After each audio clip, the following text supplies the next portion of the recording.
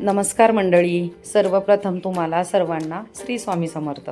तर तुम्ही बघू शकता मी अक्कलकोटला आलेली आहे आणि मला हा व्हिडिओ टाकायला खरंच खूप उशीर झाला आहे आणि तर त्याच्यासाठी सर्वांना सॉरी. आणि चला तर व्हिडिओ कंटिन्यू बघा. मी तुम्हाला पूर्ण स्वामींचं दर्शन दाखवणार आहे.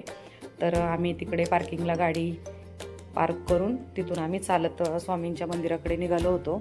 जाता जाता तिथे आम्ही थोडेसे हातपाय वगैरे धुतले आणि त्याच्यानंतर आम्ही पुढे गेलो. बघू शकता तुम्ही खूप छान हा अक्कलकोटमधला स्वामींच्या मंदिराच्या बाहेरचा परिसर आहे सगळा.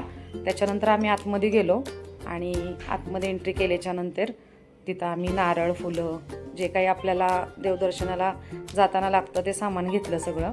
त्याच्यानंतर आम्ही मंदिराकडे चाललो आहोत आणि खूप छान वाटलं आतमध्ये एंट्री केल्यावरच, कारण माझं खूप वर्षाचं एक स्वप्न पूर्ण होणार होतं आणि ते आज मला ते असं छान वाटत होतं.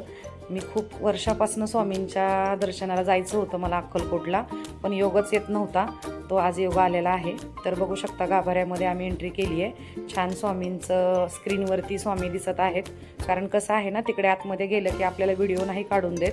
त्याच्यासाठी मी तुम्हाला दाखवण्यासाठी खास मी स्क्रीनचा फोटो घेतलेला आहे. स्वामींचं दर्शन तुमचंही झालं असेल, आमचंही खूप छान झालं दर्शन.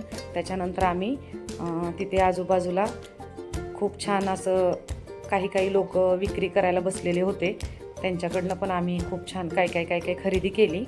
त्यांच्याकडे स्वामींच्या मूर्त्या, सगळं म्हणजे अगदी आपल्याला देवघरामध्ये ज्या ज्या गोष्टी लागतात पूजेला, स्वामींचे वस्त्र वगैरे सगळं तिथे मिळत होतं आणि ती सगळी खरेदी बघून खूप छान वाटलं. बघू शकता तुम्ही स्वामींच्या मूर्त्या पण खूप मस्त आहेत.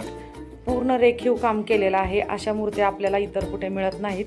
तर अक्कलकोटमध्ये घेण्याचं समाधान पण ते वेगळंच असतं. आणि त्याच्यानंतर मग आम्ही तिथे थोडीफार खरेदी पण केली आणि त्याच्यानंतर मग आम्ही थोडंसं त्या लाईनच्या तिथून बाहेर पडलो. तर तिथं बाहेर गेलो तर तिकडे पण खूप स्टॉल लागलेले होते.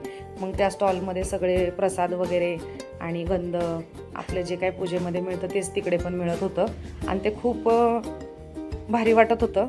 आणि तिथे एक मुलगा सारखा मागे फिरत होता आणि म्हणत होता की काकू तुम्हाला गंध लावायचा का. तर मी म्हटलं ठीक आहे बाबा लाव. मग त्याने आम्हाला सगळ्यांना गंध लावला आणि माझी त्याला एकच विचारायची घाई चालली होती की बाळा तू शाळेत जातो का. आजकालच्या मुलांचं कसं असतं माहिती आहे ना तुम्हाला पण, की खेडेगावात राहतात तर शिक्षणाला महत्त्व देत नाहीत. तर माझी खूप इच्छा असते की सगळ्या मुलांनी शिक्षण हे घेतलं पाहिजे. शिक्षणाशिवाय आता सध्या काहीच नाही आहे, तुम्हालाही माहिती असेल. तर त्या मुलाला मी विचारत होते सारखंच की बाबा तू शाळेत जातो की नाही. तर तो बोलला हो काकू जातो मी शाळेत. मी म्हटलं ठीक आहे. ऐकून मला पण छान वाटलं की मुलगा शाळेत जाऊन स्वामींच्या मंदिरामध्ये एवढ्या येणाऱ्या भाविकांना गंध लावतो. तर स्वामी त्याचं खरंच खूप कल्याण करतील. आणि जे हे एक त्या गाभाऱ्यामध्ये फिरणाऱ्यांना ज्ञान देण्यासारखी गोष्ट आहे. आणि तो मुलगा 1 रुपयाही घेत नव्हता, तो पैसेही घेत नव्हता. आम्ही आमच्या चौकशीनेच त्याला पैसे दिले आणि आम्ही छान तिथून पुढे गेलो. त्याच्यानंतर मग आम्ही तिथे एक चाट घेऊन बसलेले काका होते आणि काही वयस्कर आजी आजोबा पण होते. त्यांना आम्ही थोडेसे पैसे पण दिले. आणि त्या काकांचं विशेष म्हणजे असं आहे की त्या काकांना आहे ना डोळ्याने दिसत नाही बरं का.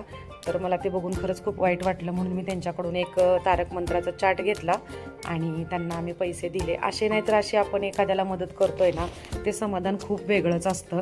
तुम्हीही नक्कीच अशा लोकांना कधीही मदत करा की जेणेकरून तुम्हालाही छान वाटेल. त्याच्यानंतर आम्ही चोळाप्पा महाराजांच्या मठात गेलो आणि तिथे जाताना आम्हाला खूप पाऊस लागला. आम्ही थोडंफार भिजलो बरं का. आणि त्याच्यानंतर आम्ही मठात पोचलो. बघू शकता तुम्ही खूप छान मठ आहे चोळाप्पा महाराजांचा. तिथेही आम्हाला व्हिडिओ काढायला अलाउड नव्हतं, तरी आम्ही गपचूप व्हिडिओ काढला आणि त्याच्यानंतर छान दर्शन वगैरे घेतलं. आणि आम्ही त्याच्यानंतर हा आहे चोळाप्पा महाराजांचा फोटो आहे बरं का. तर छान दर्शन झालं. तर पुढे व्हिडिओ कंटिन्यू बघा. खूप छान दर्शन झालं चोळाप्पा महाराजांच्या इथलं. त्यांचा मठ वगैरे बघितला. स्वामींची मूर्ती खूप अप्रतिम दिसत होती. आणि बघू शकता आता आम्ही इकडे हॉटेलमध्ये आलेलो आहोत. तुम्हाला हॉटेलचं नाव उलटं दिसत असेल मंडळी, तर तुम्हाला मी हॉटेलचं नाव दाखवते. तर आम्ही इथं जेवणासाठी थांबलेलो आहोत. श्री हॉटेल स्वामी व्हेज थाळी आहे कल्चर असं नाव आहे. स्वामी समर्थ नावानी हॉटेल आहे. पण आतमध्ये जाऊन जेवण करणार आहोत. बघूयात काय ऑर्डर घ्यायची आहे. आणि पुढचा व्हिडिओ नक्की कंटिन्यू करा. खूप छान हॉटेल होतं बरं का हे. आणि तिथे मोठा असा फॅन, कूलर लावलेला होता, फॅन नाही सॉरी. तर खूप छान वाटत होतं. थोडेसे आमचे कपडे भिजले होते तर फॅन पुढे थांबलो तो खरंच खूप भारी वाटत होतं. मग त्याच्यानंतर आम्ही ऑर्डर दिली. ऑर्डरमध्ये आम्ही शेवभाजी, पनीरची भाजी, नॉन, रोटी, जिरा राईस, दाल तडका असं बरंच काय काय आम्ही ऑर्डर केलं. खूप छान जेवण होतं या हॉटेलमध्ये. तुम्ही जर कधी गेलात तर नक्की तिथं व्हिजिट करा. आणि कसा वाटला व्हिडिओ लाईक, कमेंट, शेअर करून नक्की सांगा. सर्वांना श्री स्वामी समर्थ.